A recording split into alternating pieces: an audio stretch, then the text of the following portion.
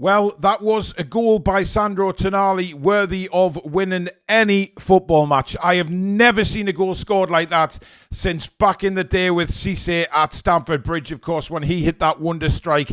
Just incredible. We'll come on to that a bit later. Newcastle United decided to go with the same team as the Carabao Cup final, which we pretty much all expected. That was always going to be the case. Gordon is still out suspended, so Harvey Barnes continued at left wing. And you know what? The first 10 minutes were brilliant. We went at them. Isak should have scored in the second minute, had a really good chance with a header, skewed it wide. But Isak was, I mean, he had one of those games tonight, didn't he?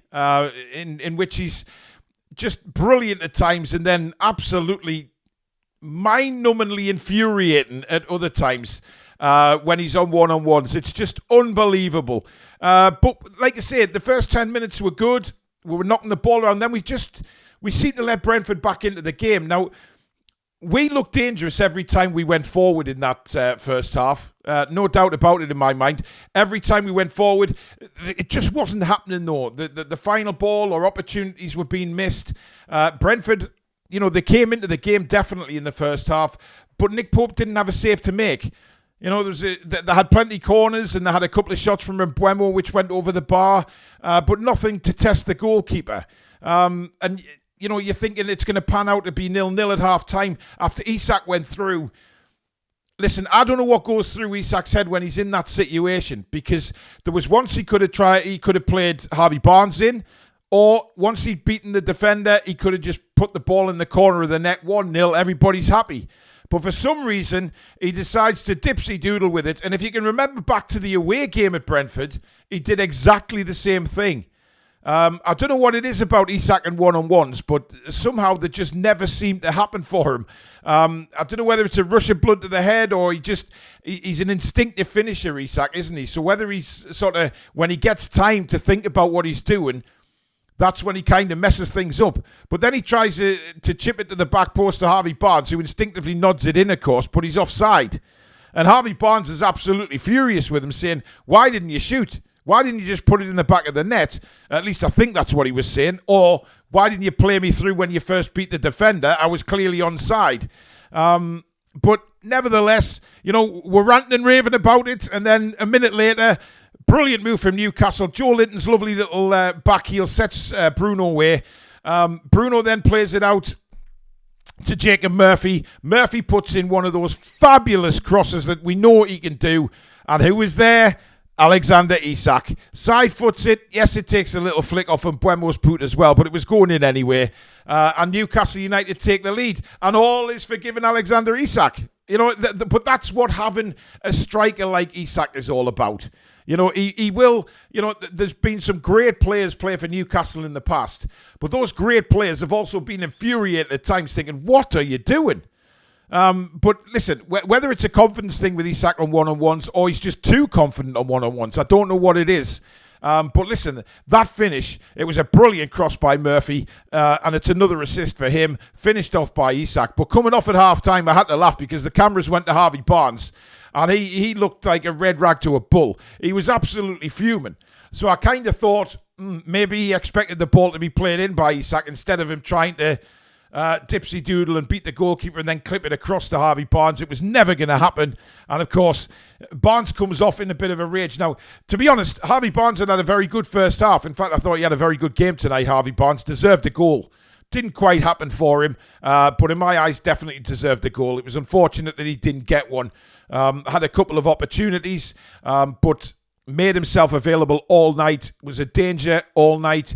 And listen, he's done himself no harm at all. He needed to. When these 3 games that Gordon was banned, Harvey needed to step up and prove to a lot of people that he is worth a place. Whether he comes in for, he keeps his place ahead of Gordon, that's a different kettle of fish. I personally don't think he will. I think he'd bring Gordon back straight away. That doesn't say that maybe on the other side, but then again, Jacob Murphy's got another assist tonight.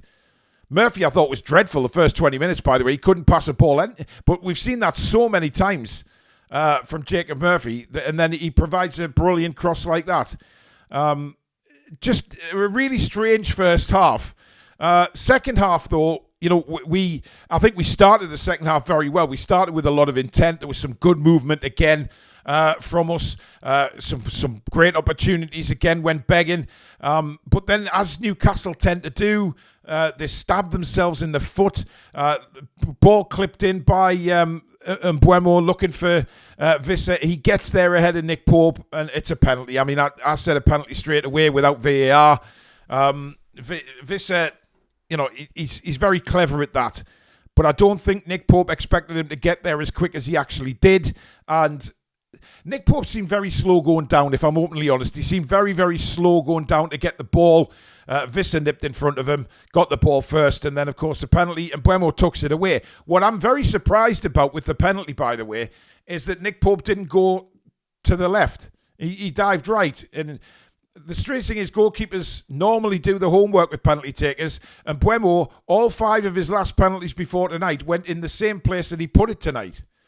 So that was a strange one. You think goalkeepers, if you remember back to Tim Krul, he used to vigorously study penalty takers who he was going against. And listen, he probably did study them, and maybe they thought if he got a penalty tonight, he'd go the other side after having 5 consecutive on that side. But it was a very well-struck penalty, can't say anything else. And at 1-1, you're thinking, Christ, have we blown it? A big opportunity for 3 points here. Have we blown it, or can we come back and step up the Italian maestro, the master at work? And I'm not having it from anybody that he didn't mean that. It was a wonderful, wonderful strike, because if you notice on the replays, he looks up and he sees Flecken, the goalkeeper, off his line, and he thinks, right, you do not strike a ball like that for a cross. He put his laces through it. He curled it. It was a brilliant, brilliant goal. No doubt about it. And worthy of winning any football match. It was a fantastic strike. Absolutely fantastic. And this is what this kid is capable of. And we were talking in the chat there about who he reminds us of. For me, Pirlo, the way he passes the ball, the way he can shoot. But also somebody else mentioned in the chat, is sort of cross between Pirlo and Gattuso. His energy to win the ball back. I mean, he was superb tonight all over the pitch, Tonali. For me, man of the match, no doubt about it. That goal wins him man of the match for a start. But I thought there was some really positive performances. Look, I think what we need to realise as Newcastle fans is this isn't going to be a walk in the park for the 9 games now that we've got. Whoever we're playing. We always make it difficult for ourselves, no matter who we're against. And that's going to be like that for the run-in for the Premier League. But that Champions League place is well within our grasp now. It really is. Bournemouth losing tonight is a big result.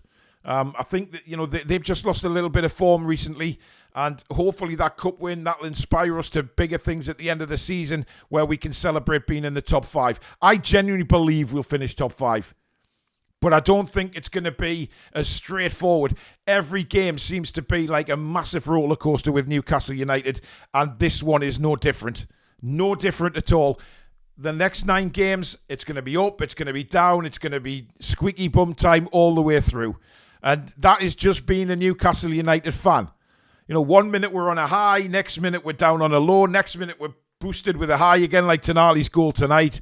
And yeah, it's just typical of being a Newcastle United fan, isn't it? But hey, it's a wonderful, wonderful time to be a Newcastle United fan, no doubt about it. No matter what it does to our blood pressure or heart rates, that's always going to be the same when you support Newcastle United. But let me know in the comments what you thought about the game, Tonali's goal, etc. There was a few talking points, but I'm dying to know what you think of Tonali's goal. Let me know, because it was just a special, special shot.